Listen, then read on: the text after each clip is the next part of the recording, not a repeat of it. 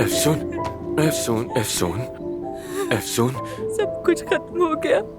अफसून, मेरी तमाम कोशिशें बर्बाद हो गई। पापा चले गए। मेरे पापा मुझे कभी माफ नहीं करेंगे। अफसून, संभालो खुद को। रिलैक्स हो जाओ प्लीज, रिलैक्स हो जाओ प्लीज। मैंने ये गलती कैसे कर दी आमिर? ये जानते हुए कि ऐसा ही होगा, ये जानते हुए कि मैं उन्हें खो दूंगी, जानते हुए मैंने उनसे झूठ कैसे बोल? ठीक है, बस करो, बस करो, रिलैक्स हो जाओ। संभालो खुद को। तुम्हारे बाबा तुम्हें माफ कर देंगे। तुमने ये उनके लिए किया, माफ कर देंगे वो नहीं तुम्हें। नहीं, वो मुझे माफ नहीं करेंगे। वो माफ नहीं करेंगे आमिर, तुम उन्हें नहीं जानते। तुम उन्हें बिल्कुल नहीं जानते। वो मुझे कभी माफ नहीं करेंगे। कहा कि तुम मेरी बेटी नहीं हो।